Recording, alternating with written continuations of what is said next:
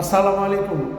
প্রিয় দেশবাসী, জুলাই স্পিরিট যারা ধারণ করেন, মানে যারা এই দেশকে বাংলাদেশকে ভালোবাসেন এবং ভারতের আধিপত্যকে যারা চান যে এই দেশ থেকে পুরোপুরি বিতাড়িত হোক, তারা এই তিনজন অথর্ব অযোগ্য উপদেষ্টাদেরকে এখনই বিদায় করেন।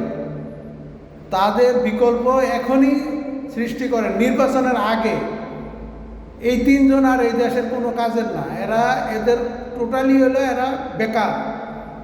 এরা একটা পদ দখল করে, এই চেয়ার দখল করে এরা দেশের কোনো উপকারী করতেছে না, উল্টা দেশের অর্থ ধ্বংস করতেছে। এরা কোনো ফায়দা নেই। উসমান হাদি ভাইকে যে গুলি করা হলো, এই যেই বেকার যেই স্বরাষ্ট্র উপদেষ্টা যে পেঁয়াজ আর আলু নিয়ে পড়ে আছে, তার কাজ হলো আইন শৃঙ্খলা পরিস্থিতি দেখা। এখানে প্রকাশ্যে একজনকে গুলি করে পালায়া যায়, আর তার কাছে কোনো গোয়েন্দা তথ্য নাই, কিছু নাই।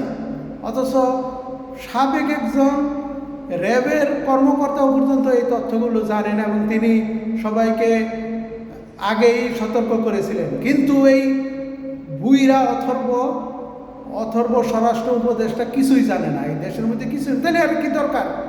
হ্যাঁ, এই যদি টাকা ঘোষণা করে যদি অপরাধীদের ধরতে হয়, তাহলে এর কি দরকার? তাহলে টাকা দিয়েই তো দরকার। এই পুলিশ বাহিনী, গোয়েন্দা, এগুলো কি দরকার? কোনো দরকার নাই। এগুলো সবগুলোর এই করা উচিত, পরিবর্তন করা উচিত। সবচাইতে বড় ভুল হয়েছে আমাদের 24-এর গণঅভ্যুত্থানের 36শে জুলাই এই সকল লেসপেন্সারদের, মানে যেই সব আওয়ামী দালাল ছিল, তাদেরকে এই ক্ষমতা থেকে না সরায়। এই ভুলের মাসুল আজকে হাদি ভাই দিতেছে। কালকে আর কে দিবে আল্লাহ জানে। জুলাই যোদ্ধাদের নিরাপত্তা কে নিশ্চিত করতে পারবে? এই সকল অথর্ব উপদেষ্টা রাখলে কোনো লাভ নাই। এদেরকে সরাইতেই হবে এখন, এছাড়া আর কোনো বিকল্প নাই। ধন্যবাদ।